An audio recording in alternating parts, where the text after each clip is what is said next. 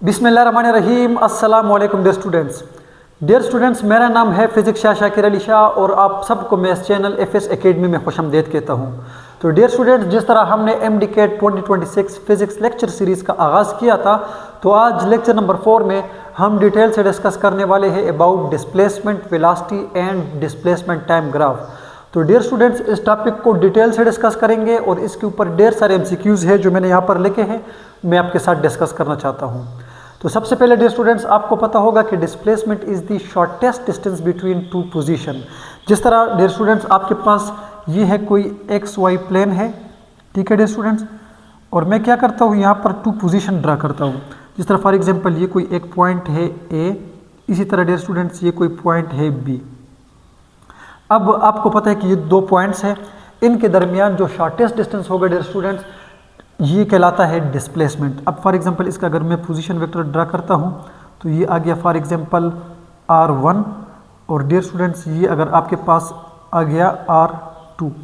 तो dear students इनके दरमियान जो ये फासला बनता है ये वाला, ठीक है डियर स्टूडेंट्स, ये बनता है डेल्टा R। तो हम बोलेंगे कि डेल्टा R जो है डियर स्टूडेंट्स वो इक्वल होगा R2 माइनस R1 के। और अगर आप इसको ड्रा करोगे कि R2 से आप R1 को माइनस कर दें तो डियर स्टूडेंट्स इस वेक्टर को आप क्या करोगे, माइनस में लाओगे, यानी इस वेक्टर को फिर आप A से ड्रा करोगे, A से, ठीक है डियर स्टूडेंट्स। अब ये माइनस R1 हो गया, और जब आप इन दोनों को दोबारा मिलाओगे डियर स्टूडेंट्स, ये वाला, ठीक है, A से, तो ये देखो आपके पास डेल्टा R बन गया, और डेल्टा R अभी आपको मैंने बताया कि R2 माइनस R1 के इक्वल होता है। तो डियर स्टूडेंट्स ये आपके पास डिस्प्लेसमेंट है, क्या है, डिस्प्लेसमेंट है। और इसी तरह डियर स्टूडेंट्स ये डिस्प्लेसमेंट जो है ये एक वेक्टर क्वांटिटी है। Displacement is a vector quantity, vector quantity, क्योंकि ये इसकी जो है स्पेसिफिक डायरेक्शन होती है। इनिशियल पॉइंट से लेकर डियर स्टूडेंट्स फाइनल पॉइंट तक आप जाओगे तो इसकी डायरेक्शन जो है वो फिक्स होती है, इसीलिए मैंने कहा कि ये एक वेक्टर क्वांटिटी है। और इसका जो SI यूनिट है dear students, SI unit of displacement is metre, ठीक है डियर स्टूडेंट्स, इसका SI यूनिट क्या है, मीटर है। और दूसरी बात यह है डियर स्टूडेंट्स कि इसका अगर आप डायमेंशन लो तो डायमेंशन को अमूमन हम इस तरह लिखते हैं MLT में। अब चूंकि ये सिर्फ L है तो 1 आ जाएगा, M नहीं है तो 0, T भी 0, तो M 0, L power 1, T power 0। तो डियर स्टूडेंट्स ये जो है ये डिस्प्लेसमेंट का क्या है, डायमेंशन है, ठीक है डियर स्टूडेंट्स। और इसको रिप्रेजेंट करते हैं यानी displacement is represented by, displacement is represented by, तो डियर स्टूडेंट्स डेल्टा R लिखते हैं A से, डेल्टा X लेते हैं और इसके ऊपर एरो, इसी तरह डेल्टा L लेते हैं उसके ऊपर एरो, डेल्टा D लेते हैं उसके ऊपर एरो, डेल्टा S लेते हैं इसके ऊपर arrow.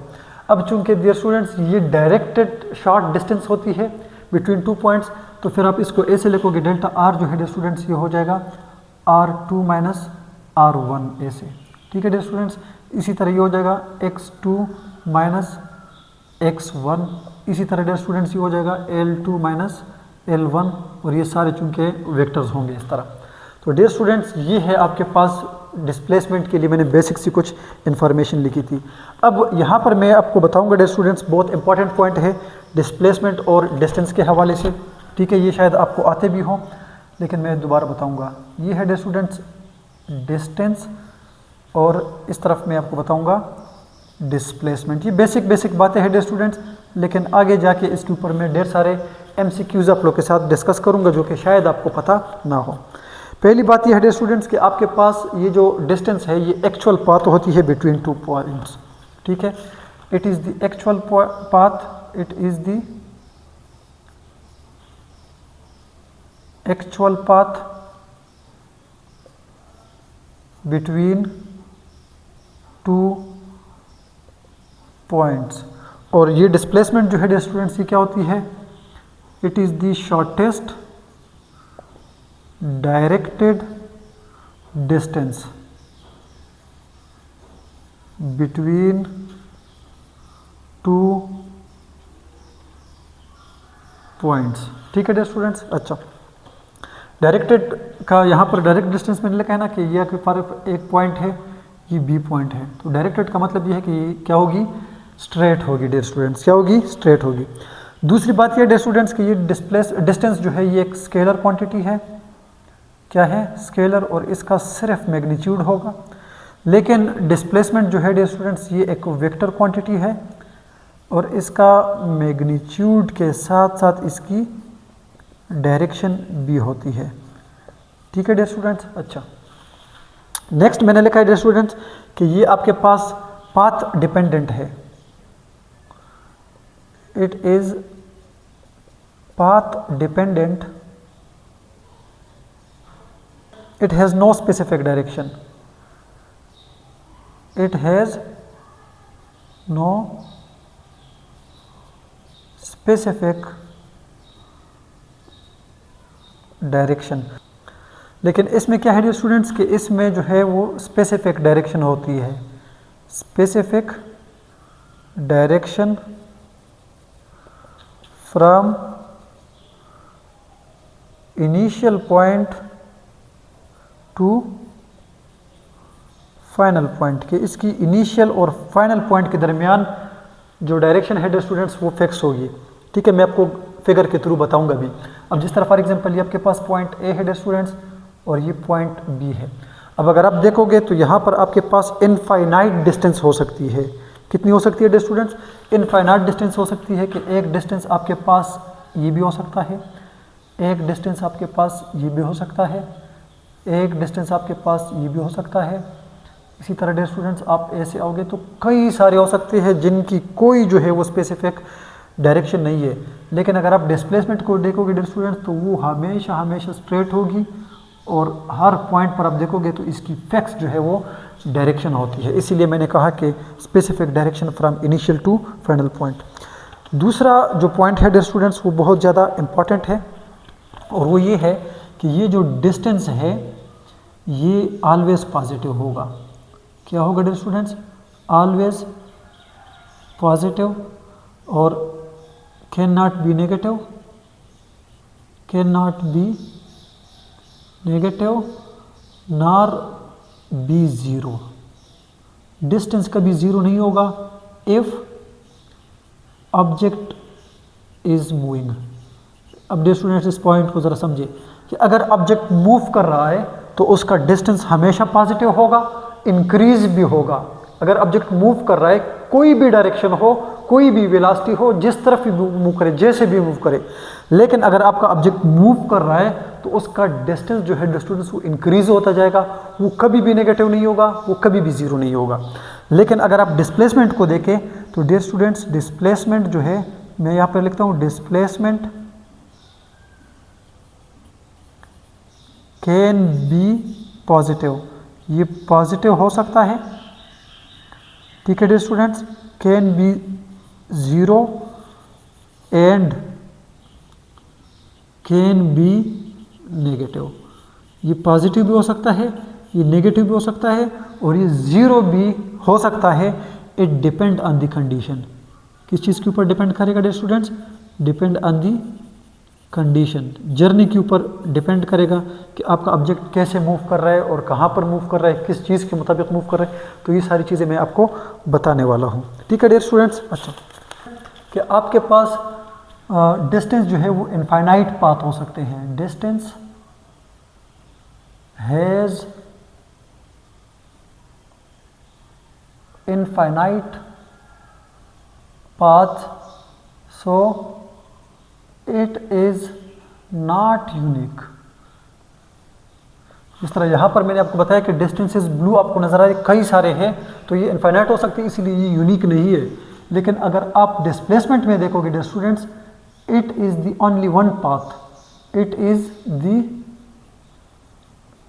Only one and directed and shortest path, so it is unique। ये एक होगा, सीधा होगा और सबसे छोटा होगा डियर स्टूडेंट्स, इसीलिए मैंने लिखा है यहाँ पर कि क्या है, यूनिक है। ठीक है डियर स्टूडेंट्स। नेक्स्ट इस पॉइंट को जरा समझिए डियर स्टूडेंट्स कि अगर ऑब्जेक्ट मूव कर रहा है तो जाहिर बात है वहाँ पर दो चीज़ें आ सकती है, डिस्टेंस और डिस्प्लेसमेंट। ठीक है, डिपेंड करता है। अब डियर स्टूडेंट्स याद रखिएगा कि आपका डिस्टेंस जो है वो डिस्प्लेसमेंट के इक्वल भी हो सकता है अगर आपका ऑब्जेक्ट स्ट्रेट लाइन में मूव करता है। ठीक है, इसके अलावा क्या होगा, distance always be greater than displacement, मतलब आपका डिस्टेंस जो है या तो वो डिस्प्लेसमेंट की इक्वल है या ग्रेटर है। कभी भी ऐसा नहीं हो सकता कि डिस्प्लेसमेंट जो है वो डिस्टेंस से ग्रेटर हो। तो मैं यहाँ पर लिखता हूँ डियर स्टूडेंट्स कि distance is equal or greater than the magnitude of displacement. ठीक है डियर स्टूडेंट्स, कि मैं लिखता हूँ ऐसे कि डिस्टेंस जो है ये ग्रेटर होगा या इक्वल होगा मैग्नीट्यूड ऑफ डिस्प्लेसमेंट से। ये कभी भी नहीं हो सकता कि आपका डिस्प्लेसमेंट जो है वो डिस्टेंस से ग्रेटर हो। अब डियर स्टूडेंट्स अगर आप इसका रेशो निकालते हो, क्या निकालते हो, रेशो निकालते हो, तो क्या होगा डियर स्टूडेंट्स, ये है आपके पास distance divided by magnitude of displacement. मैं मैग्नीट्यूड ऑफ डिस्प्लेसमेंट इसीलिए लिखता हूँ डियर स्टूडेंट्स कि ये उसको पॉजिटिव बना देगा। डिस्टेंस जो है वो हमेशा पॉजिटिव क्वांटिटी है, डिस्प्लेसमेंट जो है वो पॉजिटिव भी हो सकता है, नेगेटिव भी, लेकिन मैंने यहाँ पे मॉड लगाया है ताकि ये हमेशा आपको पॉजिटिव वैल्यू दे। अब डियर स्टूडेंट्स आपका जो डिस्टेंस है वो हमेशा ग्रेटर होगा या इक्वल होगा। ठीक है डियर स्टूडेंट्स, तो अगर ये दोनों इक्वल है तो फिर ये आपको 1 देगा। और इसके अलावा क्या होगा कि डिस्टेंस जो है वो डिनोमिनेटर जो है वो छोटा होगा, नोमिनेटर जो है वो बड़ा होगा, तो फिर ये आपको 1 से ग्रेटर देन देगा। तो इसका ये मतलब है डिस्टेंस टू डिस्प्लेसमेंट मैग्नीट्यूड का जो रेशो है डियर स्टूडेंट्स वो ऑलवेज इक्वल और ग्रेटर देन 1 आएगा। ठीक है डियर स्टूडेंट्स। अब अगर आप इसको उल्टा करते हो, यानी आप ऐसे लिखते हो कि magnitude of displacement divided bye, आप क्या लिखते हो डियर स्टूडेंट्स, डिस्टेंस लिखते हो। अब मैं देखो डिस्प्लेसमेंट अगर क्या हो, डिस्टेंस के इक्वल हो, तो फिर ये आपको 1 देगा। देखिए दोनों इक्वल है तो डिवाइड हो जाएंगे, कट हो जाएगा। लेकिन क्या होगा डियर स्टूडेंट्स कि अगर आपका डिस्प्लेसमेंट जो है वो छोटा हो, डिस्टेंस जो है वो ग्रेटर हो, क्योंकि ये कभी भी ग्रेटर नहीं हो सकता, ये छोटा होगा तो फिर ये आपको 1 से स्मॉलर आंसर देगा। तो मैं कहता हूँ कि डिस्प्लेसमेंट टू डिस्टेंस रेशो जो है वो इक्वल टू 1 या स्मॉलर लेस देन 1 होगा। ठीक है डियर स्टूडेंट्स, ये दो कंडीशन मैंने आपको बता दी है, ये आप अपने पास नोट कर लें। ठीक है डियर स्टूडेंट्स। अच्छा, अब यहाँ से मैं कुछ चीज़ें मिटा रहा हूँ। ठीक है, ये हमने डिस्प्लेसमेंट का फिगर बना दिया आपको कि अगर आपने जो है वो R2 माइनस R1 करना हो तो फिर आपने R2 से इसको उल्टा करके माइनस कर देना है, तो ये पोजीशन वेक्टर आ जाएगा। ये चूंकि वेक्टर क्वांटिटी है, इसका जो यूनिट है वो मीटर है, डायमेंशन इसका m0 l power 1 t power 0 इन चीज़ों से रिप्रेजेंट करते हैं। और बाकी ये मैंने कुछ डिफरेंसेस लिख दिए कि ये एक्चुअल पाथ है, वो शॉर्टेस्ट पॉइंट है, ये स्केलर है, डिस्प्लेसमेंट वेक्टर है, ये जो है आपके पास क्या है, ये पाथ के ऊपर डिपेंड करता है। पाथ के ऊपर डिपेंड कैसे करता है डियर स्टूडेंट्स, अगर आपके पास ये कोई पाथ बन रही है ना ऐसे, अब देखिए यहाँ पर ये ऑब्जेक्ट ऐसे मूव कर रहा है, यहाँ पर डाउनवर्ड मूव कर रहा है, यहाँ पर लेफ्ट मूव कर रहा है, तो देखो हर पॉइंट पर इसकी डायरेक्शन जो है वो चेंज हो रही है, इसीलिए इसकी जो है वो पाथ के ऊपर डिपेंड करता है। लेकिन फिर जब हमने डायरेक्शन ऑफ डिस्प्लेसमेंट की बात की तो इसकी स्पेसिफिक डायरेक्शन होती है। जब दो पॉइंट्स के दरमियान आप जाते हो तो वो हर पॉइंट पर उसकी स्पेसिफिक डायरेक्शन होती है। ठीक है डियर स्टूडेंट्स। फिर यहाँ पर मैंने आपको बता दिया कि अगर आपका ऑब्जेक्ट मूव कर रहा है तो उसका डिस्टेंस हमेशा पॉजिटिव होगा, इंक्रीज होगा, ये कभी भी ज़ीरो नहीं हो सकता, कभी भी नेगेटिव नहीं हो सकता। लेकिन फिर मैंने आपको बता दिया ये भी कि अगर आप जो है वो मतलब डिफरेंट कंडीशन में जाते हो तो वहाँ पर डिपेंड करता है, आपका डिस्प्लेसमेंट पॉजिटिव भी हो सकता है, आपका डिस्प्लेसमेंट नेगेटिव भी हो सकता है, और आपका डिस्प्लेसमेंट जो है वो ज़ीरो भी हो सकता है। कैसे, मैं आपको बताऊंगा। अब डियर स्टूडेंट्स आप यहाँ पर देख लें, ठीक है, आप यहाँ पर देख लें कि अगर आप जो है वो ए पॉइंट से जा रहे हो बी की तरफ, डियर स्टूडेंट्स ये आप आ रहे हो ना, ये डिस्प्लेसमेंट फॉर एग्जांपल मैं कहता हूँ कि ये जो है आपके पास पॉजिटिव है, लेकिन अगर आप बी से ए की तरफ जाओगे डियर स्टूडेंट्स तो ये फिर क्या होगा, नेगेटिव होगा। इसके अलावा आप जितने भी क्लोज पाथ है आपके पास, जिस तरह ये एक ट्राइंगल है, आप इस पॉइंट से जर्नी शुरू करते हो, ए से जाते हो, फिर ए से आते हो, फिर वापस उसी पॉइंट पर आते हो, तो आपका डिस्प्लेसमेंट जो है डियर स्टूडेंट्स वो ज़ीरो। आप सर्कल में मूव करते हो, जिस पॉइंट से आपने जर्नी शुरू की थी वापस उस पॉइंट पर आ गए, आपका डिस्प्लेसमेंट ज़ीरो। आप अगर एक रेक्टेंगल में जाते हो डियर स्टूडेंट्स, ऐसे जिस पॉइंट से आपने जर्नी शुरू की थी वापस उसी पॉइंट पर आ जाओ, आपका डिस्प्लेसमेंट ज़ीरो। लेकिन इन तीनों केसेस में डिस्टेंस ज़ीरो नहीं होता, ये मैं आपके साथ अभी डिस्कस करने वाला हूँ। ठीक है डियर स्टूडेंट्स। अच्छा, अब ये मैं मिटाने लगा हूँ, इसको मैं मिटाता हूँ। ठीक है, तो डियर स्टूडेंट्स ये हमारे कुछ लेक्चर्स हैं और इसके ऊपर अभी मैं आप लोग के साथ ढेर सारे MCQs जो है वो शेयर करने वाला हूँ। आप कहीं पर भी मत जाएं, आप हमारे साथ रहें। ठीक है, अब ऐसे होगा डियर स्टूडेंट्स कि अगर फॉर एग्जांपल कोई पार्टिकल है, कोई ऑब्जेक्ट है, वो मूव करता है और वापस उसी जगह पर आए जहाँ से उसने जर्नी शुरू की थी, तो ऐसे केस में उसका डिस्प्लेसमेंट ज़ीरो हो जाएगा, लेकिन उसका डिस्टेंस ज़ीरो नहीं होगा। मैं यहाँ पर लिखता हूँ कि if object returns to its initial या स्टार्टिंग पॉइंट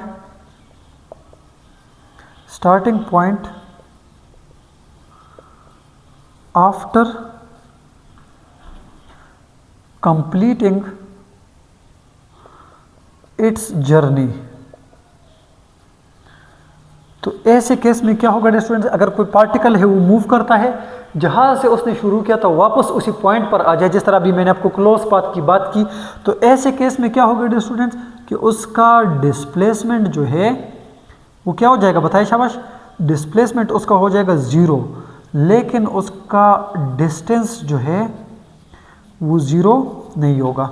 एक बात। दूसरी बात ये है डियर स्टूडेंट्स कि अगर जिस तरह मैंने आपको यहाँ पर कंडीशन बता दिया ना कि फॉर एग्जांपल ये आपके पास एक क्लोज पाथ बनता है, ट्राइंगल, सर्कल, रेक्टेंगल, ठीक है, तो ये आपके पास क्लोज पाथ है ना, या कोई भी हो, अच्छा ऐसा ना हो कि इर्रेगुलर ये भी हो, तो इस केस में यहाँ से अगर ये पार्टिकल मूव करता है वापस उसी जगह पर आता है, तो इसका डिस्प्लेसमेंट जो है वो ज़ीरो हो जाएगा, इसका डिस्टेंस जो है वो कभी ज़ीरो नहीं होगा।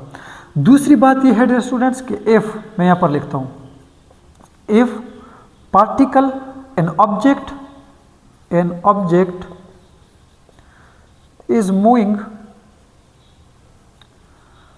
इन स्ट्रेट पाथ, अगर कोई ऑब्जेक्ट जो है वो स्ट्रेट पाथ में मूव करता है, मूविंग इन स्ट्रेट पाथ, तो ऐसे कंडीशन में आपका डिस्टेंस और डिस्प्लेसमेंट जो है डियर स्टूडेंट्स वो क्या हो जाएंगे, इक्वल हो जाएंगे। कि फॉर एग्जांपल यहाँ से कोई ऑब्जेक्ट मूव करता है, बी तक आता है, ए से आता है, ठीक है, तो फिर ये उसका डिस्टेंस कहलाता है और डिस्प्लेसमेंट बी कहलाता है, तो दोनों इक्वल है, नो मैटर। अब डियर स्टूडेंट्स फॉर एग्जांपल मैं आपको बताता हूँ कि फॉर एग्जांपल ये है आपके पास कोई एक सर्कल, ठीक है डियर स्टूडेंट्स।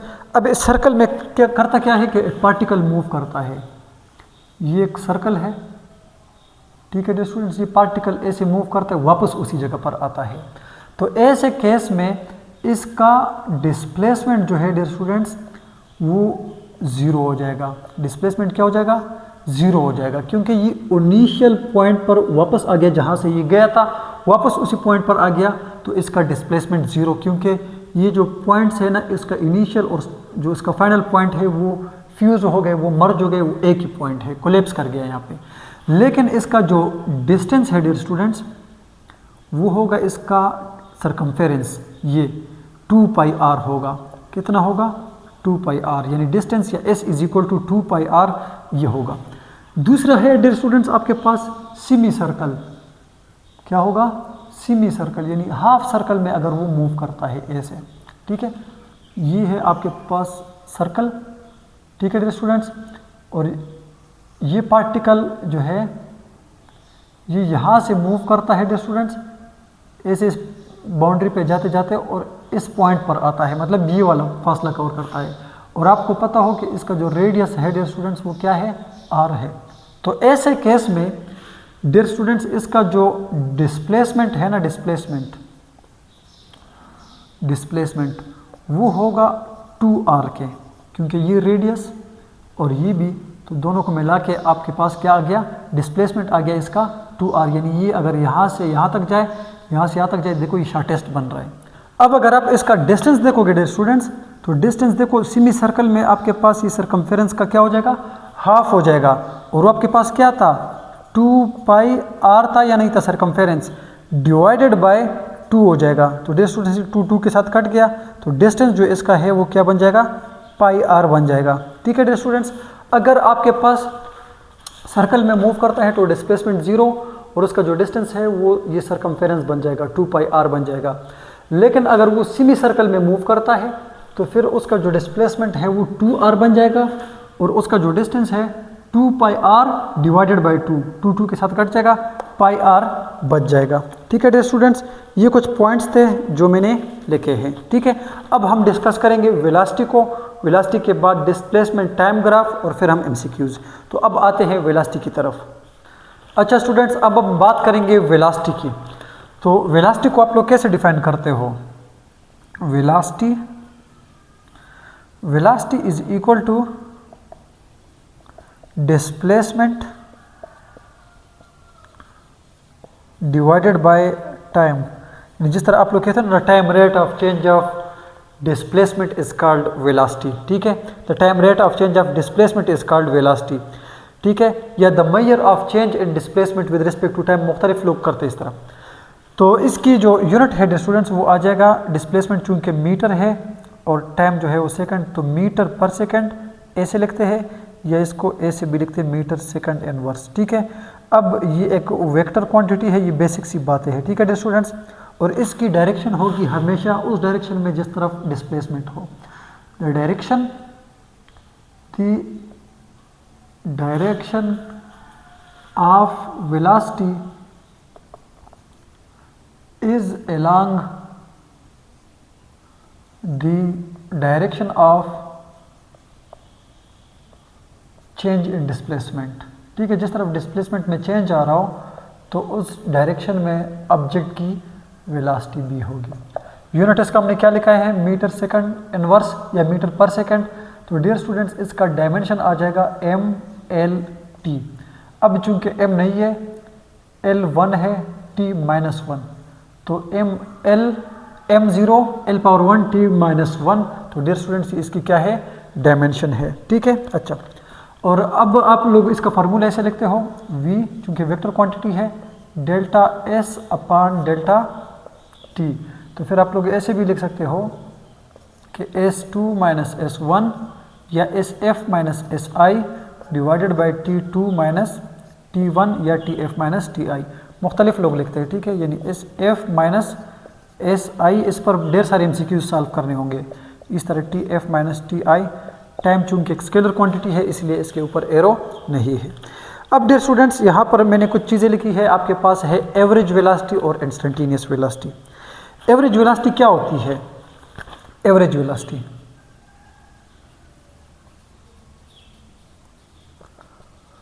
वेलोसिटी को लिखते हैं डियर स्टूडेंट्स v, छोटा सा a v लिखते हैं, या ऐसे लिखते हैं कि v लिख देते हैं, ऊपर एरो और दोनों साइड से ये। ठीक है डियर स्टूडेंट्स, ये क्या होगा आपके पास, टोटल डिस्प्लेसमेंट डिस्प्लेसमेंट के अंदर टोटल चेंज कितना आया है, डिवाइडेड बाय टोटल टाइम। तो डियर स्टूडेंट्स ये आपके पास क्या आ जाएगा, उसकी एवरेज वेलोसिटी आ जाएगी। क्या आ जाएगी डियर स्टूडेंट्स, एवरेज वेलोसिटी। और फिर आप लोग ऐसे भी लिखते हो इसका मैथमेटिकली ऐसे, डिवाइडेड बाय टाइम। ठीक है, अच्छा, नेक्स्ट चूंकि आपके पास ये डिस्प्लेसमेंट जो है डियर स्टूडेंट्स, डिस्प्लेसमेंट ये आपके पास पॉजिटिव भी हो सकता है, नेगेटिव भी हो सकता है, इसीलिए आपके पास एवरेज वेलोसिटी पॉजिटिव भी हो सकती है और नेगेटिव भी हो सकती है।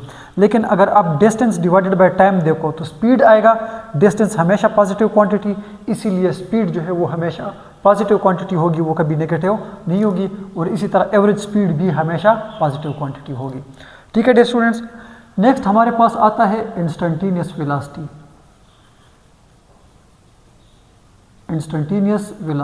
तो डियर स्टूडेंट्स इसको आप लोग कैसे डिफाइन करते हो, the velocity of an object for a very short interval of time. ठीक है। तो फिर आप लोग मैथमेटिकली इसको ऐसे लिखते हो कि v instantaneous is equal to, फिर यहाँ पर हम लिमिट पुट करते हैं क्योंकि टाइम जो है वो बहुत ज़्यादा कम है, हम कहते हैं कि ये तो मतलब ज़ीरो को अप्रोच करता है, तो ये आ जाएगा डेल्टा एस अपान डेल्टा टी, और डेल्टा टी जो है डियर स्टूडेंट्स वो अप्रोचिंग टू ज़ीरो है। मतलब फॉर एग्जांपल ये कोई ऑब्जेक्ट मूव कर रहा है तो हम कहते हैं कि इस पॉइंट के ऊपर आप मुझे बता दें कि इसकी वेलोसिटी क्या थी, तो ये कहलाती है डियर स्टूडेंट्स इसकी इंस्टेंटेनियस वेलोसिटी। तो आप कहोगे the velocity of an object for a very short interval of time is called instantaneous velocity. ठीक है डियर स्टूडेंट्स। अच्छा, अब यहाँ पर मैंने एक पॉइंट लिखा है, तो वो आप लोग अगर उसको समझें तो ये बहुत ज़्यादा इजी होगा आपके लिए। डियर स्टूडेंट्स, जिस तरह आप लोगों ने पढ़ा ना एवरेज वेलोसिटी और इंस्टेंटेनियस वेलोसिटी, अगर इससे पहले आप इस चीज़ को भी ज़रा समझें कि यूनिफॉर्म वेलोसिटी क्या होती है। यूनिफॉर्म वेलोसिटी क्या होती है? यूनिफॉर्म का मतलब ये है डियर स्टूडेंट्स कि ऑब्जेक्ट जो है वो एक कांस्टेंट वेलोसिटी के साथ मूव करे। फॉर एग्जांपल अगर ये 5 मीटर पर सेकंड के साथ मूव कर रहा है तो ये जो है वो हमेशा और जहाँ तक ये जाएगा तो इसकी वेलोसिटी हमेशा 5 मीटर पर सेकंड होगी। तो आप कहोगे dear students when an object cover equal displacement in equal interval of time, तो हम बोलेंगे कि ये से ऑब्जेक्ट जो है वो यूनिफॉर्म वेलोसिटी के साथ मूव करते हैं। मतलब ये है कि 1 सेकंड के अंदर अगर फॉर एग्जांपल वो 5 मीटर कवर करता है, फिर उसके बाद नेक्स्ट सेकंड में भी जो है वो क्या करता है 5 मीटर कवर करता है, फिर उसके बाद वो मज़ीद 1 सेकंड लगाता है और 5 मीटर कवर करता है। यानी इक्वल टाइम में इक्वल डिस्प्लेसमेंट, इक्वल टाइम में इक्वल डिस्प्लेसमेंट, इक्वल टाइम में इक्वल डिस्प्लेसमेंट, इस तरह की वेलोसिटी को कहा जाता है डियर स्टूडेंट्स यूनिफॉर्म वेलोसिटी। और अगर कोई ऑब्जेक्ट यूनिफॉर्म वेलोसिटी के साथ मूव कर रहा है तो आप कह सकते हो कि उसका एवरेज वेलोसिटी, उसकी एवरेज वेलोसिटी और उसकी इंस्टेंटेनियस वेलोसिटी इक्वल होगी। ये हमेशा होगी डियर स्टूडेंट्स, ये उसका एमसीक्यूज है। अच्छा, when an object is moving with uniform velocity its instantaneous velocity must be equal to its average velocity, ये दोनों हमेशा इक्वल होगी। दूसरा आपके पास है डियर स्टूडेंट्स नॉन यूनिफॉर्म। क्या? नॉन यूनिफॉर्म, या इसको कहते हैं डियर स्टूडेंट्स वेरिएबल वेलोसिटी। क्या कहते हैं? Variable velocity. इसमें ये होगा डियर स्टूडेंट्स कि ऑब्जेक्ट जो है वो इक्वल टाइम में अनइक्वल डिस्प्लेसमेंट कवर करेगा। मतलब ये है कि 1 सेकंड के अंदर इसने कवर कर लिया 4 मीटर, नेक्स्ट 1 सेकंड के अंदर इसने कोई कवर ही नहीं किया 0 मीटर, नेक्स्ट 1 सेकंड के अंदर इसने कवर किया डियर स्टूडेंट्स 10 मीटर। अब देखो टाइम इक्वल है 1 सेकंड 1 सेकंड 1 सेकंड, लेकिन डिस्प्लेसमेंट जो है वो यहाँ पर 4 है, यहाँ पर 0 है, यहाँ पर 10 है, अनइक्वल डिस्प्लेसमेंट है। तो डियर स्टूडेंट्स आप कहोगे कि इस तरह की कंडीशन में ऑब्जेक्ट जो है वो नॉन यूनिफॉर्म वेलोसिटी या वेरिएबल वेलोसिटी के साथ मूव करता है। तो अगर कोई ऑब्जेक्ट नॉन यूनिफॉर्म या वेरिएबल वेलोसिटी के साथ मूव करता है तो उसकी इंस्टेंटेनियस वेलोसिटी जो है डियर स्टूडेंट्स वो कभी भी उसकी एवरेज वेलोसिटी के इक्वल नहीं हो सकता। ये एक इम्पॉर्टेंट पॉइंट मैंने आप लोगों को बता दिया। ठीक है डियर स्टूडेंट्स। अच्छा, अब यहाँ पर मैंने स्पीड और डिस्टेंस के हवाले से कुछ लिखा है, तो आप लोग इसको अंडरस्टैंड कर लें। ठीक है। अच्छा डियर स्टूडेंट्स, अब जिस तरह आपके पास डिस्टेंस और डिस्प्लेसमेंट में फ़र्क है तो इसी तरह स्पीड और वेलोसिटी में भी फ़र्क है। कुछ चीज़ें इसमें हमेशा पॉजिटिव होगी और कुछ चीज़ें जो है वो पॉजिटिव भी हो सकती है और नेगेटिव भी हो सकती है। तो मैं आपको ये सारी चीज़ें अभी क्लियर कराता हूँ। ठीक है डियर स्टूडेंट्स, आपको अगर कहीं पर भी कोई मसला हो तो आप कमेंट सेक्शन में अपना क्वेश्चन पूछ सकते हो। ठीक है, या कोई चीज़ मिस हो जाए तो आप लोग कमेंट करके वो चीज़ जो है वो कंफर्म करा सकते हो। बाकी इसके ऊपर अभी मेरे पास काफ़ी सारे एमसीक्यूज़ है जो मैं आप लोगों से भी पूछूंगा, आप लोगों ने उसका आंसर देना है, होमवर्क होगा आपका, और कुछ जो है डियर स्टूडेंट्स वो मैं आप लोगों के लिए सॉल्व करूंगा। फिर at the end of the lecture आप लोगों ने मुझे बता देना है कि आपको ये लेक्चर कैसा लगा, और आप लोगों ने जो है वो अपना प्यारा सा कमेंट करना है। डियर स्टूडेंट्स, जिस तरह अभी मैंने आपको बता दिया कि हमारे पास दो चीज़ें होती है, एक मैं लिखता हूँ ना स्पीड, मैं यहाँ पर लिखता हूँ speed is equal to distance divided by time. दूसरी चीज है dear students, velocity is equal to displacement divided by time. ठीक है डियर स्टूडेंट्स। अच्छा, अब अगर आप गौर से देखें कि ये टाइम जो है ये तो एक स्केलर क्वांटिटी है और ये हमेशा पॉजिटिव होगी, यहाँ पर भी टाइम जो है स्केलर क्वांटिटी है, हमेशा पॉजिटिव होगी। अब डिपेंड करता है डिस्टेंस और डिस्प्लेसमेंट के ऊपर। मैंने आपको थोड़ी देर पहले बता दिया डियर स्टूडेंट्स कि आपका डिस्टेंस जो है वो कभी भी नेगेटिव नहीं हो सकता, कभी भी जीरो नहीं हो सकता अगर ऑब्जेक्ट मूव कर रहा है। ठीक है, तो इसका ये मतलब है कि ये हमेशा पॉजिटिव होगा, ऑलवेज पॉजिटिव, ऑलवेज पॉजिटिव। तो इसका ये मतलब है स्पीड जो है ये भी ऑलवेज पॉजिटिव होगा, स्पीड भी क्या होगा, ऑलवेज पॉजिटिव होगा। फिर इसके अलावा अगर आप इंस्टेंटेनियस स्पीड की बात करें, आप अगर एवरेज स्पीड की बात करें, जो भी हो ऑल पॉजिटिव, ऑल पॉजिटिव। लेकिन यहाँ पर मसला ये है स्टूडेंट्स कि आपका डिस्प्लेसमेंट पॉजिटिव भी हो सकता है, नेगेटिव भी हो सकता है। तो इसका ये मतलब है चूंकि ये वेक्टर क्वांटिटी है तो ये वेलोसिटी भी एक वेक्टर क्वांटिटी है। अब अगर वेलोसिटी जो है वो वेक्टर क्वांटिटी है तो इसकी डायरेक्शन जो है वो अपोजिट भी हो सकती है। मतलब ये है कि ये वेलोसिटी पॉजिटिव भी हो सकती है, ये नेगेटिव भी हो सकती है, ये जीरो भी हो सकती है, डिपेंड हो सकता है। ठीक है। अच्छा, अब डियर स्टूडेंट्स अगर इसकी डायरेक्शन पॉजिटिव है तो इसका ये मतलब है जिस तरफ डिस्प्लेसमेंट में चेंज जा रहा है वेलोसिटी उस तरफ, बात ख़त्म। लेकिन अगर कहीं पर ये वेलोसिटी नेगेटिव में आ जाए तो इसका ये मतलब होगा डियर स्टूडेंट्स कि वेलोसिटी जो है या ऑब्जेक्ट जो है वो अपोजिट डायरेक्शन में मूव कर रहा है। ठीक है, तो इसीलिए आपके पास इंस्टेंटेनियस वेलोसिटी हो या आपके पास जो है वो एवरेज वेलोसिटी हो, वो भी आपके पास पॉजिटिव और नेगेटिव आ सकती है। तो आप इस चीज़ को ज़रा अंडरस्टैंड कीजिएगा डियर स्टूडेंट्स। अच्छा स्टूडेंट्स, अब लास्ट हमारे पास है डिस्प्लेसमेंट टाइम ग्राफ। तो जिस तरह डिस्प्लेसमेंट टाइम ग्राफ है डियर स्टूडेंट्स, इस तरह डिस्टेंस टाइम ग्राफ भी है। ठीक है, तो मैं यहाँ पर दो के ऊपर रोशनी डालता हूँ, ज़रा आप देखें डियर स्टूडेंट्स। अगर मैं यहाँ पर आपके लिए कोई एक्स वाई प्लेन ऐसे ड्रा कर दूँ, ठीक है, एक हो गया, और इसी तरह यहाँ पर मैं एक दूसरा भी आपके लिए बना देता हूँ। अब डियर स्टूडेंट्स ये है इन दोनों का ओरिजिन, ठीक है, एक्स एक्सेस और वाई एक्सेस। लेकिन यहाँ पर डियर स्टूडेंट्स हम लेंगे टाइम अलोंग एक्सेस और यहाँ पर भी जो है वो हम लेंगे time along x axis in second. यहाँ पर क्या होगा डियर स्टूडेंट्स, हम लेंगे डिस्प्लेसमेंट। मैंने यहाँ पे इसके ऊपर एरो डाल देता हूँ, ये डिस्प्लेसमेंट है और ये है मीटर में। इसी तरह डियर स्टूडेंट्स यहाँ पर ये आपके पास है डिस्टेंस, यानी मैं अगर x लगा देता हूँ या s लगा देता हूँ, ठीक है, और इसके ऊपर एरो नहीं है क्योंकि ये डिस्टेंस है, वो भी मीटर में। अब डियर स्टूडेंट्स याद रखिएगा कि यहाँ पर ये डिफरेंट कंडीशन आ सकते हैं आपके पास, ए से कोई एक स्लोप आ सकता है। ठीक है डियर स्टूडेंट्स, इसी तरह यहाँ पर भी आपके पास स्लोप आ सकता है। स्लोप को आप कैसे डिफाइन करते हो, change in y coordinate divided by change in x coordinate. इसी तरह change in y coordinate divided by change in x coordinate. अगर आप यहाँ पर करें डियर स्टूडेंट्स तो ये आपके पास हो जाएगा delta S divided by delta t. तो डियर स्टूडेंट्स डिस्टेंस के अंदर चेंज या डिस्टेंस डिवाइडेड बाय टाइम जो था वो आपको क्या दे रहा था डियर स्टूडेंट्स, स्पीड दे रहा था। यहाँ पर आपके पास क्या है, डेल्टा एक्स होगा, उसके ऊपर एरो क्योंकि डिस्प्लेसमेंट है, divided by delta T.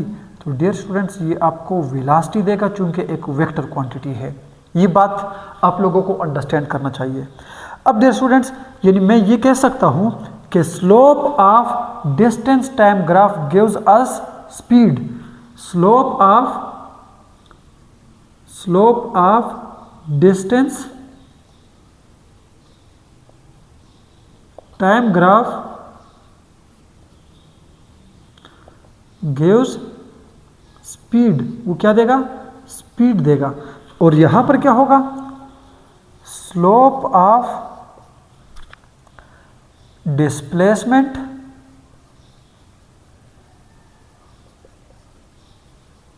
Time graph gives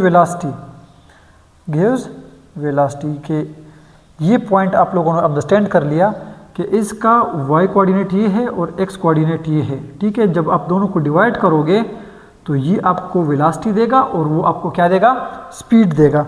ये चीज़ आप लोगों ने क्या कर दी डियर स्टूडेंट्स, अंडरस्टैंड कर ली। ठीक है, अच्छा अब मसला ये है डियर स्टूडेंट्स कि अगर आप स्पीड को देखें जो कि आपके पास डिस्टेंस डिवाइडेड बाय टाइम है, और इसी तरह यहाँ पर अगर आप देखें डियर स्टूडेंट्स जो आपके पास वेलोसिटी है और वो है डिस्प्लेसमेंट डिवाइडेड बाय टाइम, तो ये आपके पास नेगेटिव भी हो सकती है, ये आपके पास पॉजिटिव भी हो सकती है। यानी मैं ये कह सकता हूँ कि the slope of displacement time graph can be positive can be negative, लेकिन जो slope of distance time graph है वो ऑलवेज पॉजिटिव होगा क्योंकि स्पीड है और स्पीड कभी भी नेगेटिव नहीं हो सकता। ठीक है डियर स्टूडेंट्स, अच्छा अब यहाँ पर मेरे पास कुछ फिगर है, चूँकि हमारा टॉपिक डिस्प्लेसमेंट टाइम ग्राफ है तो मैं ये वाला फिगर ज़्यादा डिस्कस करूँगा, डिस्टेंस को नहीं करेंगे। अब चूँकि डियर स्टूडेंट्स यहाँ पर आपके पास मुख्तलिफ फिगर आएंगे, आप लोगों ने उसको देख के आप लोगों ने उसकी वेलोसिटी को जज करना है। कैसे? अगर डियर स्टूडेंट्स आपके पास ऐसे आ जाए कि ये XY प्लेन हो ऐसे, ठीक है डियर स्टूडेंट्स, ऐसे XY प्लेन है, ये आपके पास टाइम है और ये आपके पास डिस्प्लेसमेंट है और ये इसका ओरिजिन है। डियर स्टूडेंट्स अगर कोई ग्राफ आपको नज़र आए और उसका स्लोप ये बन रहा हो, ठीक है डियर स्टूडेंट्स एक बात हमेशा याद रखें, तो आप कहोगे स्लोप जो इसका होगा यानी वेलोसिटी जो है वो क्या होगी, delta x divided by delta t। Dear students अगर आप इस फिगर को गौर से देखें, टाइम तो पास हो रहा है, यहाँ पर 1 2 3 4 5 टाइम पास हो रहा है, लेकिन इस डिस्प्लेसमेंट के अंदर यानी इसकी पोजीशन के अंदर कोई चेंज नहीं आ रही, यानी डेल्टा x ज़ीरो होगा क्योंकि ये x इनिशियल भी है और x फाइनल भी है। तो जब ये ज़ीरो, इसका ये मतलब है कि ऑब्जेक्ट की वेलोसिटी ज़ीरो, ऑब्जेक्ट जो है वो रेस्ट पर है, ऑब्जेक्ट मूव नहीं कर रहा। तो डियर स्टूडेंट्स इसका स्लोप जो है, स्लोप असल में इसकी क्या है, वेलोसिटी है, और ये वेलोसिटी जो है ये इसकी ज़ीरो हो गई, यानी इसका स्लोप जो है डियर स्टूडेंट्स वो ज़ीरो हो गया। तो आप कहोगे in that case the object is at rest because it has no change in displacement, displacement में चेंज नहीं आ रहा टाइम के साथ, तो इसकी जो है ये ऑब्जेक्ट रेस्ट पर है, इसका स्लोप ज़ीरो है, इसकी वेलोसिटी ज़ीरो है। ठीक है डियर स्टूडेंट्स, इस तरह की अगर आपको ग्राफ नज़र आ जाए तो आप लोगों ने इसको अंडरस्टैंड करना है। नेक्स्ट आपके पास ये होगा डियर स्टूडेंट्स, अगर फॉर एग्जांपल ऐसे आ जाए, ठीक है मतलब कोई ऑब्जेक्ट जो है वैसे लीनियरली अगर आपको उसका जो है वो डिस्प्लेसमेंट जो है वो नज़र आए कि उसका डिस्प्लेसमेंट जो है वो लीनियरली इंक्रीज़ हो रहा है ऐसे, तो डियर स्टूडेंट्स अगर आप ऐसे देखोगे तो देखो 1 2 3 4 5 6 इसी तरह 1 2 3 4 5 6 ऐसे इंक्रीज़ हो रहा है, तो आप कहोगे कि इस कंडीशन में ऑब्जेक्ट जो है वो यूनिफॉर्म वेलोसिटी के साथ मूव कर रहा है। किसके साथ मूव कर रहा है? यूनिफॉर्म वेलोसिटी के साथ मूव कर रहा है। ठीक है डियर स्टूडेंट्स, क्योंकि ये फॉर एग्जांपल 1 मीटर में 1, ठीक है इसी तरह यहाँ पर 2 मीटर जो है 2 सेकंड में, 3 मीटर जो है 3 सेकंड में, 4 मीटर जो है 4 सेकंड में, ऐसे हो रहा है, उसके डिस्प्लेसमेंट में चेंज आ रहा है टाइम के साथ, तो आप कहोगे ऑब्जेक्ट जो है वो यूनिफॉर्म वेलोसिटी के साथ क्या कर रहा है डियर स्टूडेंट्स, मूव कर रहा है। ठीक है, अच्छा नेक्स्ट अगर स्टूडेंट्स आपको ये ग्राफ नज़र आए तो इसके बारे में आप क्या कहोगे, ओरिजिन, इसका टाइम, इसका डिस्प्लेसमेंट। अगर स्टूडेंट आपको ऐसे नज़र आए कि एक ऑब्जेक्ट है और उसका ये स्लोप है, तो डियर स्टूडेंट्स इसको आप देखें ये इंक्रीज़ हो रहा है, यूनिफॉर्मली इंक्रीज़ हो रहा है, और ये क्या हो रहा है, यूनिफॉर्मली डिक्रीज़ हो रहा है। तो डियर स्टूडेंट्स आप कहोगे कि ऐसे केस में ऑब्जेक्ट जो है वो क्या हो रहा है, नेगेटिव डायरेक्शन में आ रहा है, उसका स्लोप जो है वो डिक्रीज़ हो रहा है। ठीक है, तो इस टाइम पर इसकी जो वेलोसिटी है डियर स्टूडेंट्स वो क्या होगी, नेगेटिव वेलोसिटी होगी। ठीक है, और ये यूनिफॉर्मली डिक्रीज़ हो रहा है, तो आप ये कह सकते हैं कि इसका यूनिफॉर्म वेलोसिटी यहाँ पर इसकी पॉजिटिव थी और यहाँ पर इसकी क्या है, नेगेटिव है। नेक्स्ट हमारे पास है डियर स्टूडेंट्स, लास्ट है, और वो अगर ये आपके पास नज़र आए, ठीक है ये टाइम और ये इसका डिस्प्लेसमेंट, और अगर आपको ये एक स्लोप नज़र आए, ठीक है डियर स्टूडेंट्स, अब आप कहोगे कि यहाँ पर टाइम जो है और डिस्प्लेसमेंट जो है डियर स्टूडेंट्स वो एक दूसरे के साथ कोई इस तरह रिलेशन नहीं रखता। अगर आप ये कहोगे कि टाइम के साथ इसकी वेलोसिटी देखो यहाँ पर इंक्रीज हो रही थी, ठीक है, अब यहाँ पर ये क्या हो रही है, डिक्रीज हो रही है, फॉल कर रहा है, स्लोप जो है वो गिर रहा है, ऊपर नहीं जा रहा। तो मैं कहूँगा कि इस कंडीशन में आप ये कह सकते हो कि ये ऑब्जेक्ट जो है वो ये नॉन यूनिफॉर्म वेलोसिटी के साथ मूव कर रहा है, यानी इसकी वेलोसिटी जो है वो क्या है, वेरिएबल है। ठीक है डियर स्टूडेंट्स। लास्ट आपके पास एक और इस तरह ग्राफ अगर आ जाए डियर स्टूडेंट्स, ये वाला, ठीक है, और जिसका जो स्लोप है वो ए से मूव कर रहा हो, ए से। तो डियर स्टूडेंट्स हमेशा याद रखना कि ये रियल लाइफ में ऐसे कभी भी नहीं हो सकता कि आपका ऑब्जेक्ट जो है वो मतलब थोड़े से टाइम में इनफाइनाइट वेलोसिटी वो गेन कर ले, मूव करे ऊपर, ठीक है, और स्लोप जो है उसका पैरेलल टू वाई एक्सिस आ जाए, ठीक है। तो इस तरह अगर आप देखोगे डियर स्टूडेंट्स कि यहाँ पर आपके पास वेलोसिटी क्या है, change in x divided by change in time. अब देखो यहाँ पर टाइम जीरो यानी कम टाइम में यू पर गई, अगर ए से जाता तो बात थी, लेकिन यहाँ पर इस सेकंड पे आके वो सीधा इनफाइनाइट वेलोसिटी यानी टाइम जीरो था उस टाइम, ठीक है। तो ये आपके पास delta S divided by zero. तो डियर स्टूडेंट्स ये वेलोसिटी जो है ये इनफाइनाइट हो जाएगी और ये कभी भी ऐसे नहीं हो सकता, ठीक है डियर स्टूडेंट्स। अच्छा, अब है मेरे पास यहाँ पर MCQs जो कि मैं आप लोगों को अभी बताने वाला हूँ, हमारे साथ रहिए, जाइए मत, ठीक है। अच्छा, अब हम जाते हैं MCQs पोर्शन पर। तो MCQs में पहला MCQs हमारे पास है और वो क्या है, आइए देखते हैं। कहता है the area under displacement time graph is, area MCQ number 1 है, area under the displacement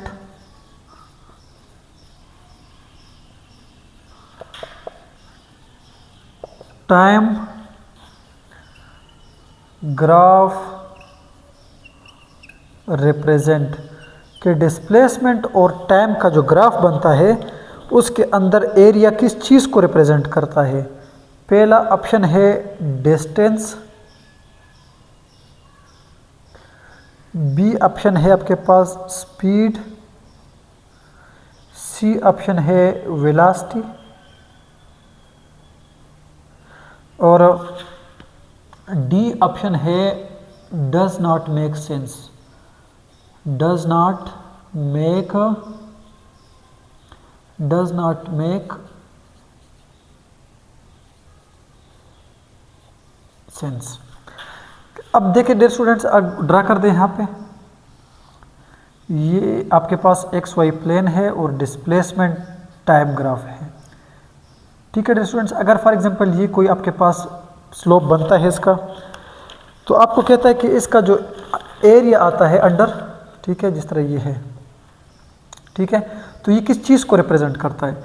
dear students अगर आप देखें ऐसे, तो देखो इसका एक साइड जो है वो डिस्प्लेसमेंट बनता है और दूसरा साइड टाइम बनता है।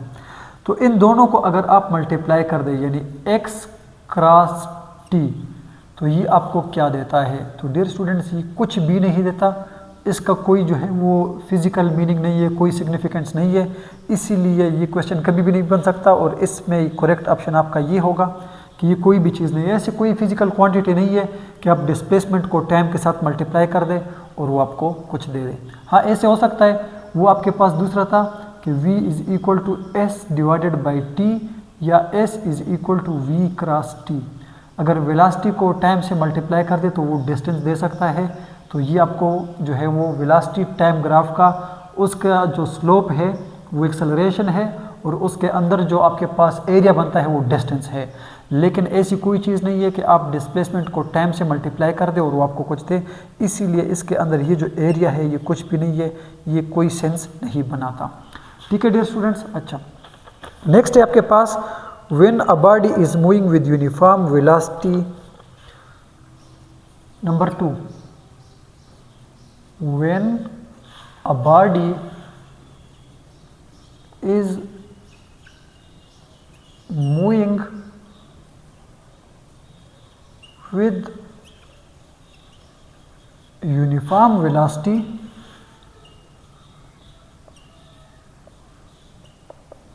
its,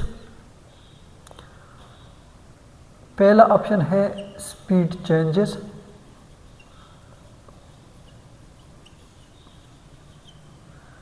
बी ऑप्शन है direction of motion changes, direction of motion changes. C कहता है displacement from origin changes, displacement from origin changes. और डी आपको कहता है acceleration changes. Dear students, when a body is moving with uniform velocity, अगर कोई object है और वो यूनिफॉर्म वेलोसिटी के साथ मूव करता है, यूनिफॉर्म वेलोसिटी के साथ मूव करता है, ये एक ऑब्जेक्ट है, ए पॉइंट से मूव करता है, बी पॉइंट पर आता है, कोई भी पार्टिकल है। देखो अगर ये यूनिफॉर्म वेलोसिटी के साथ मूव करता है तो जाहिर बात है इसका मैग्नीट्यूड भी फिक्स्ड होगा और इसकी डायरेक्शन भी फिक्स होगी, तो इसका स्पीड कभी भी चेंज नहीं हो सकता, क्योंकि ये जो है यूनिफॉर्म वेलोसिटी के साथ मूव कर रहा है तो इसका मैग्नीट्यूड फिक्स होगा। ठीक है, तो इसकी स्पीड कभी भी जो है ना वो डिस्टेंस जो है या डिस्प्लेसमेंट जो है वो इक्वल होगा in equal interval of time, ये कभी भी चेंज नहीं हो सकता। दूसरी बात है अगर वो स्ट्रेट लाइन में मूव करता है तो उसकी डायरेक्शन कभी भी चेंज नहीं हो सकती। तीसरा है डिस्प्लेसमेंट फ्रॉम ओरिजिन चेंजेस, ये हो सकता है। अब डियर स्टूडेंट जिस तरह ये आपके पास है ना ए से ये बी तक आ रहा है, ठीक है, अगर आप यहाँ पर भी ऐसे कर दें डियर स्टूडेंट्स, ये फॉर एग्जांपल ए पॉइंट है और ये बी पॉइंट है, ठीक है। अच्छा, पहले इसका डिस्प्लेसमेंट ये था, अब ये हो गया है, देखो डिस्प्लेसमेंट फ्रॉम ओरिजिन ये था, अब ये हो गया है और ये इनके दरमियान डिस्प्लेसमेंट आ रहा है, जिस तरह ये मैंने एफ डी बनाया है, तो ये है, ये हो सकता है। दूसरी लास्ट जो है आपके पास एक्सेलरेशन चेंजेस, तो अगर ये यूनिफॉर्म वेलोसिटी के साथ मूव करता है एक्सेलरेशन 0 हो जाएगा, तो ये भी कभी चेंज नहीं हो सकता। तो इसमें आपका करेक्ट ऑप्शन है सी कि इसका डिस्प्लेसमेंट फ्रॉम ओरिजिन जो है डियर स्टूडेंट्स वो क्या होगा, चेंज होगा। ठीक है, अच्छा। नंबर 3 है डियर स्टूडेंट्स के स्लोप और gradient of displacement time graph represent. MCQ number 3 है कि स्लोप और ग्रेडियंट, इसको ग्रेडियंट भी कहते हैं, ऑफ डिस्प्लेसमेंट टाइम ग्राफ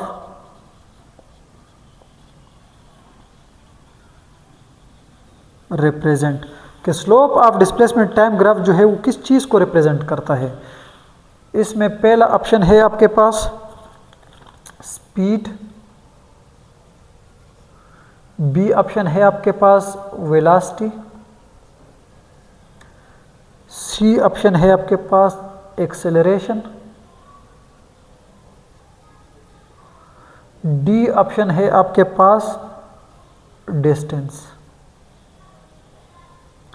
तो डियर स्टूडेंट्स अगर ये आपके पास एक्स वाई प्लेन है ऐसे, ठीक है, ये ओरिजिन है, ये टाइम है और ये क्या है, एक्स है, डिस्प्लेसमेंट है।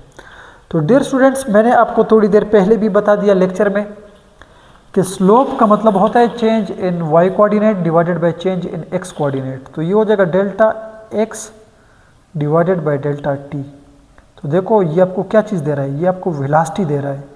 ठीक है डियर स्टूडेंट्स, इसको आप स्लोप भी कहते हो और इसी को आप जो है ग्रेडियंट भी कहते हो। तो द स्लोप या gradient of displacement time graph जो है डियर स्टूडेंट्स वो रिप्रेजेंट करता है सिर्फ और सिर्फ वेलोसिटी को। ठीक है, और इसी तरह स्लोप और gradient of distance time graph जो है वो क्या देता है, स्पीड। लेकिन चूंकि डिस्प्लेसमेंट टाइम ग्राफ है तो इसमें आपका करेक्ट ऑप्शन है बी। ठीक है डियर स्टूडेंट्स, अच्छा। नेक्स्ट है MCQ number 4, the slope of displacement time graph is always, यहां पर लिखा है number 4, the slope of displacement time graph is, पहला ऑप्शन है always positive, always positive, B option है always negative, always negative, C option है can be positive, can be negative, can be positive,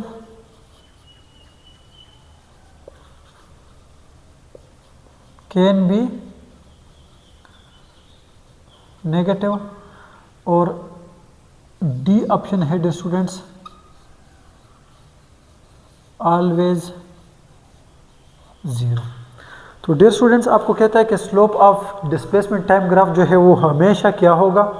तो जिस तरह मैंने आपको थोड़ी देर पहले बता दिया कि अगर ये आपके पास एक्स वाई प्लेन है, ये आपके पास टाइम है, ये आपके पास डिस्प्लेसमेंट है, तो delta x upon delta T जो है ये आपको क्या देगा, वेलोसिटी देगा। अब डिस्प्लेसमेंट जो है वो एक वेक्टर क्वांटिटी है, ये पॉजिटिव भी हो सकता है, ये नेगेटिव भी हो सकता है, इसीलिए वेलोसिटी भी एक वेक्टर क्वांटिटी है, ये भी पॉजिटिव हो सकता है, ये भी नेगेटिव हो सकता है।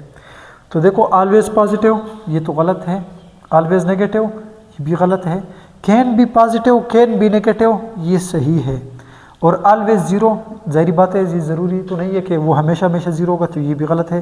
तो इसमें आपका करेक्ट ऑप्शन जो है डियर स्टूडेंट्स वो क्या है, सी है, कि आपके पास जो है ये स्लोप जो है वो पॉजिटिव भी हो सकता है, ये नेगेटिव भी हो सकता है। हाँ अगर ये हो सकता है कैन बी ज़ीरो तो ठीक था, लेकिन ऑलवेज ज़ीरो लिखा है तो ये ज़रूरी नहीं है कि ये हमेशा ज़ीरो होगा। MCQ नंबर 5 है डियर स्टूडेंट्स, और ये बहुत ज़्यादा इंपॉर्टेंट है, आप इसको ज़रा अंडरस्टैंड कीजिएगा। कहता है the displacement time graph of to the displacement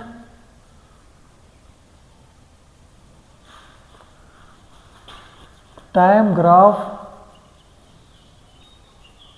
of two moving particles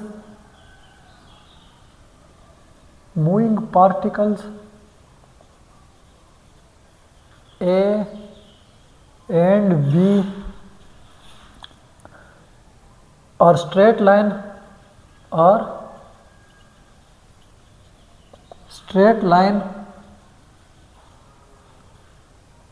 making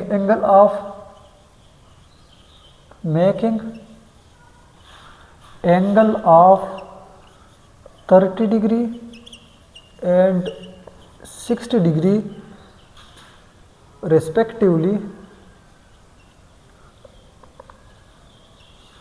with the time axis,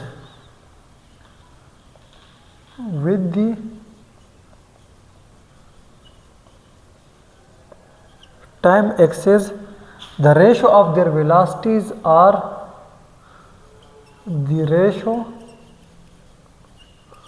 of their velocities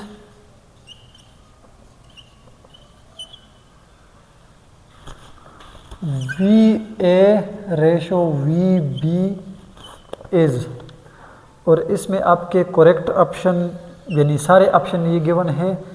ए जो है डियर स्टूडेंट्स वो है 1/√3, बी ऑप्शन है 1/3, सी ऑप्शन है डियर स्टूडेंट्स √3/1, और डी ऑप्शन है dear student 3/1।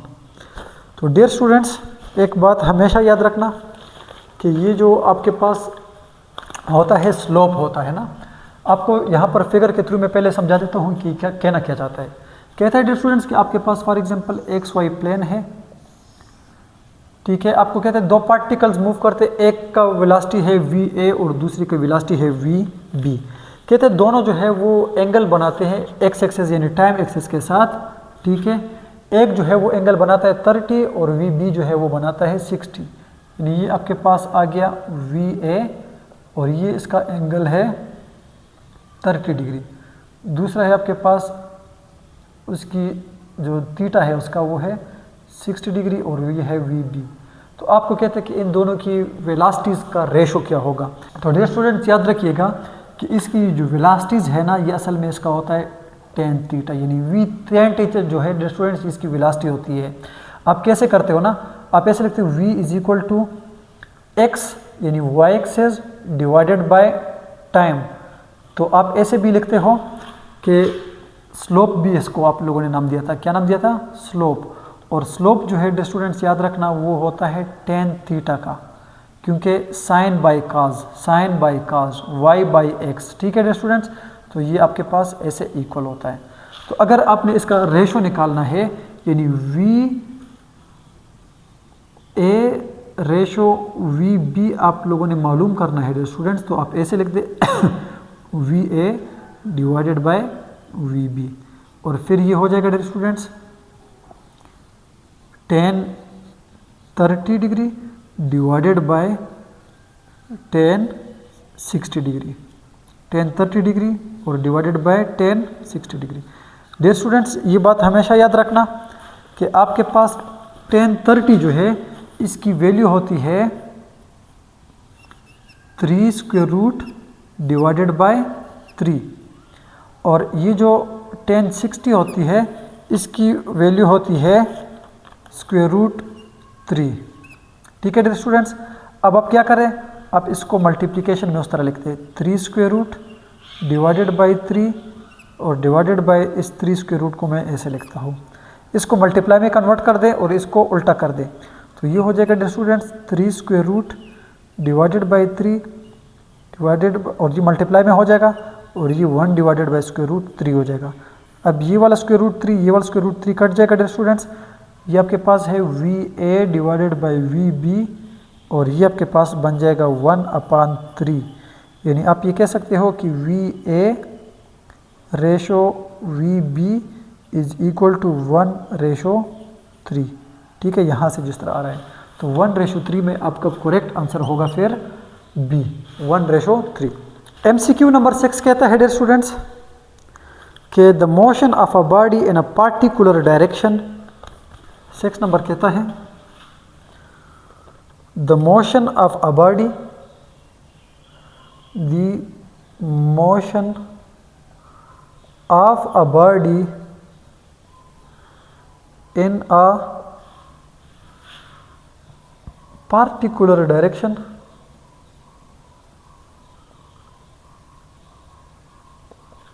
with constant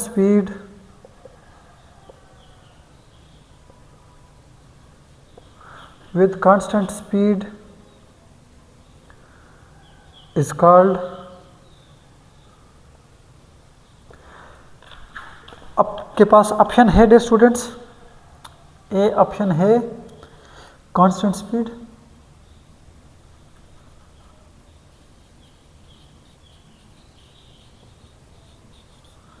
B option है आपके पास कांस्टेंट वेलोसिटी,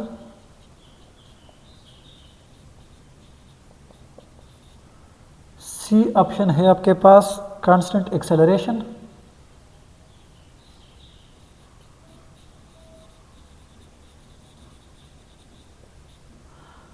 डी ऑप्शन है आपके पास एवरेज स्पीड। डियर स्टूडेंट्स कहता है the motion of a body in a particular direction, यानी फॉर एग्जांपल कोई ऑब्जेक्ट है वो एक खास डायरेक्शन में मूव कर रहा है, पार्टिकुलर डायरेक्शन है, देखो यहाँ पर भी, यहाँ पर भी, यहाँ पर भी, यहाँ पर भी, हर पॉइंट पर इसकी डायरेक्शन जो है वो स्पेसिफिक है, ख़ास है, पार्टिकुलर है। और दूसरी बात ये भी बताई है कि उसकी जो स्पीड है वो क्या है, कांस्टेंट स्पीड है, क्या है, कांस्टेंट है, यानी अगर ये जिस मैग्नीट्यूड के साथ मूव कर रहा है तो वही है, स्पीड कांस्टेंट है और डायरेक्शन जो है वो पार्टिकुलर है। तो अब आप बता दें कि ये किस चीज़ के साथ मूव कर रही है, क्या ये कांस्टेंट स्पीड है, स्पीड तो है कांस्टेंट, ठीक है, वो ऑलरेडी बताया है, लेकिन इसकी डायरेक्शन पार्टिकुलर है, इसका ये मतलब है कि ये कांस्टेंट वेलोसिटी के साथ मूव करता है। कांस्टेंट वेलोसिटी का मतलब ये है कि इसकी जो मैग्नीट्यूड है वो भी फिक्स है और इसकी डायरेक्शन भी फिक्स है, ठीक है। इस केस में जो है वो फिर एक्सेलरेशन 0 हो जाएगा और एवरेज स्पीड तो ये हो नहीं सकता, ठीक है। तो इसमें करेक्ट ऑप्शन आपका होगा वेलोसिटी का बी ऑप्शन करेक्ट होगा। लास्ट में एक MCQ है डियर स्टूडेंट्स, और वो मैं आप लोगों से पूछूंगा, आप लोगों ने उसका आंसर देना है, और मैंने अपने लेक्चर में इसका जिक्र भी किया है, और मैंने आपको ये टू द स्टेटमेंट जो है उसकी एग्जैक्ट स्टेटमेंट मैंने लिखी थी, अगर आप भी किसी ने लिखा है देखा है तो उसको ये आंसर आएगा, बाकी जिसको नहीं पता तो इसका ये मतलब है कि उसको समझ नहीं आई। The average and instantaneous velocities, the average and instantaneous velocities of a body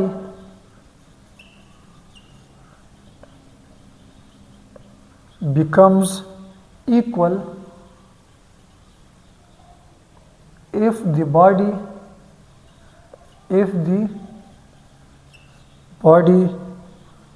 moves with। कहता है कि द एवरेज और instantaneous velocity of a body becomes equal, किसी भी ऑब्जेक्ट की एवरेज और इंस्टेंटेनियस वेलोसिटी इक्वल होगी अगर ऑब्जेक्ट मूव करे। किसके साथ मूव करे? पहला ऑप्शन है आपका dear students average velocity, average velocity, ठीक है। बी ऑप्शन है कांस्टेंट वेलोसिटी,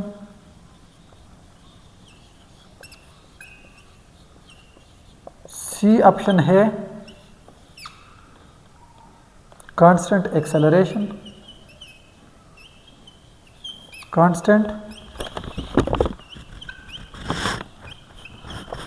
और डी ऑप्शन है नन। कहता है डियर स्टूडेंट्स अगर एक ऑब्जेक्ट की इंस्टेंटेनियस और एवरेज वेलोसिटी इक्वल है तो ऑब्जेक्ट किस चीज़ के साथ मूव कर रहा है? या तो वो एवरेज वेलोसिटी के साथ मूव कर रहा है, या कांस्टेंट वेलोसिटी के साथ मूव कर रहा है, या कांस्टेंट एक्सेलरेशन के साथ मूव करता है, या इन तीनों में से कोई भी नहीं। तो इसका आंसर जो है डियर स्टूडेंट्स वो आप लोगों ने मुझे कमेंट में बताना है कि इसका करेक्ट आंसर क्या है इन 4 में से। स्टूडेंट्स ये था हमारा आज का लेक्चर के आज के इस लेक्चर में मैंने आप लोगों के साथ डिस्कस किया अबाउट डिस्प्लेसमेंट। डिस्प्लेसमेंट की ढेर सारी जो है वो कंसेप्ट मैंने आप लोगों को बता दिए, उसके ऊपर MCQs भी सॉल्व किए। उसके बाद वेलोसिटी को हमने डिटेल से डिस्कस किया। डिस्प्लेसमेंट टाइम ग्राफ तो मैंने आपको यहाँ पर डिटेल से डिस्कस कराया सारा, ठीक है। इसके जो है ना सारे ग्राफ्स मैंने ड्रा किए, कंडीशंस भी आपको बता दिए, और इसके ऊपर हमने ढेर सारे MCQs सॉल्व किए। 6 MCQs मैंने खुद सॉल्व किए और इंपॉर्टेंट पॉइंट्स भी बता दिए जहाँ से MCQs बन सकते हैं। लास्ट में ये एक MCQs आपके लिए छोड़ा है, तो इसका आंसर आप लोगों ने मुझे कमेंट में बता देना है। तो डियर स्टूडेंट्स आपको हमारा ये आज का लेक्चर कैसा लगा अपना प्यारा सा कमेंट्स करें, और नेक्स्ट लेक्चर के लिए आप वेट करें। हमारे इस चैनल को सब्सक्राइब करिए, मैंने बिल्कुल जो है वो आपके लिए बनाया है, और इस पर हम MDCAT के लेक्चर्स आपके साथ शेयर करेंगे। तो अपना ढेर सारा ख्याल रखिए डियर स्टूडेंट्स। अल्लाह हाफिज़।